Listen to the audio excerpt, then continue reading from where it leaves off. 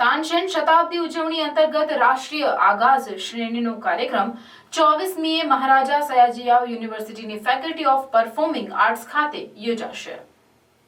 વડોદરા સંગીતની નગરી ગ્વાલિયરમાં સંગીત સમ્રાટ તાનસેનની સમાધિ પર દર વર્ષે આયોજિત વિશ્વ પ્રસિદ્ધ તાનસેન મ્યુઝિક ફેસ્ટિવલનું આ 100મું વર્ષ છે। મધ્યપ્રદેશ સરકારના સાંસ્કૃતિક વિભાગના અથાગ પ્રયાસોનું પરિણામ છે કે તાનસેન સમારોહ કદાચ 100 વર્ષથી સતત આયોજિત શાસ્ત્રીય સંગીતનું એકમાત્ર ઉત્સવ છે। આ વર્ષે સંસ્કૃતિ વિભાગ આ પ્રતિષ્ઠિત પ્રસંગને શતાબ્દી તરીકે ઉજવી રહ્યો છે, જેમાં ગ્વાલિયર ઉપરાંત તાનસેન શતાબ્દી ઉજવણી અંતર્ગત મધ્યપ્રદેશના વિવિધ શહેરોમાં અને દેશના વિવિધ રાજ્યોમાં સંગીત સમારોહ સહિત અન્ય પ્રવૃત્તિઓનું આયોજન કરવામાં આવનાર છે। આ પ્રવૃત્તિ અંતર્ગત દેશના વિવિધ રાજ્યોમાં રાષ્ટ્રીય આગાઝ શ્રેણીનું આયોજન કરવામાં આવનાર છે। આ શ્રેણીનો કાર્યક્રમ 24 નવેમ્બર 2024ના સાંજે 6 કલાકે મહારાજા સયાજીરાવ યુનિવર્સિટી વડોદરાની ફેકલ્ટી ઓફ પરફોર્મિંગ આર્ટ્સ ખાતે આયોજિત કરવામાં આવ્યું છે, જેનું કલાનગરી વડોદરા માટે ખૂબ જ ગૌરવ લેવાની બાબત છે।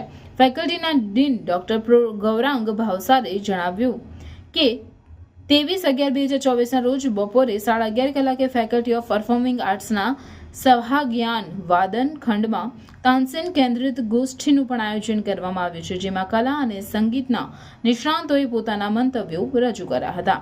તારીખ 24/11/2024ના સાંજે 6 વાગ્યેની બેઠકો ગાયન વિભાગ દ્વારા પ્રાર્થના થશે।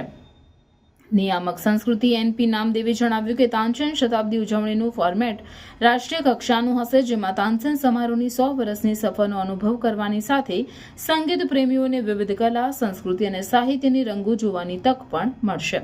આ અંતર્ગત ગ્વાલિયર ઉપરાંત રાજ્ય અને દેશના મહત્વના શહેરોમાં તાનસેન શતાબ્દી ઉજવણીના વિવિધ કાર્યક્રમોનું આયોજન કરવામાં આવશે। જયપુર ઉપરાંત નેશનલ આગાઝ સિરીઝનું આયોજન 24મી નવેમ્બર 2024ના રોજ faculty of performing arts Maharaja Sayajirao university Vadodara, Indira કલા સંગીત યુનિવર્સિટી ખેરાગઢ છત્તીસગઢ ખાતે 26મી નવેમ્બરના રોજ કરવામાં આવશે। છેલ્લે રાષ્ટ્રીય આગાઝ શ્રેણીનો કાર્યક્રમ મહાત્મા ખાતે યોજાશે। ગાંધી કાશી વિદ્યાપીઠ વારાણસી ઉત્તર પ્રદેશમાં યોજાશે।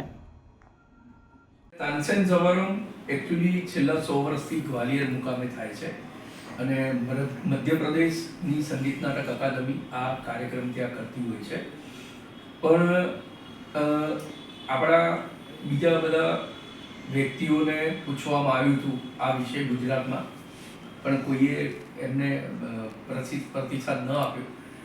ત્યારે આ ફેકલ્ટી ઓફ પરફોર્મિંગ આર્ટ્સે આ વિશે એમની સાથે ચર્ચા વિચારણા કરી અને ફેકલ્ટી ઓફ પરફોર્મિંગ આર્ટ્સને આ કાર્યક્રમ એ લોકોએ આપ્યો કે ભાઈ આ તમે કરો। એટલે હિસ્ટ્રીમાં અત્યાર સુધીમાં પહેલી વાર તાનસેન સમારોહ એ ગ્વાલિયરથી બહાર નીકળી અને વડોદરા મુકામે થઈ રહ્યો છે। આ એક હિસ્ટ્રી છે, પહેલી વાર થઈ રહ્યો છે। ગ્વાલિયરમાં તો થવાનો જ છે 3 દિવસનો ત્યાં, પણ અહીંયા આ પહેલી વાર થઈ રહ્યો છે વડોદરા મુકામે। અને તાનસેન સમારંભની અંદર ગાવા માટે કલાકારોનું એક પેશન હોય છે કે ડ્રીમ હોય છે કે ભાઈ આ તાનસેન સમારંભમાં આપણે ગાઈએ।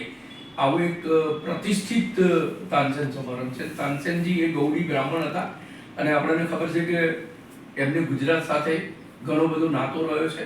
જ્યારે એમને દીપક રાગ ગાયો અને એમને અગન ઉપડી ત્યારે વડનગર, જે આપણા મોદી સાહેબ નરેન્દ્રભાઈ મોદીનું જે ગામ છે, ત્યાં વડનગરમાં તાના રીરીએ એમને મેઘ મલ્હાર રાગ ગાઈ અને એમની અગ્નિ શાંત કરી હતી। એટલે તાનસેનજીનો વડોદરા સાથે એટલે ગુજરાતની સાથે પણ બહુ મોટો એક સંયોગ રહેલો છે।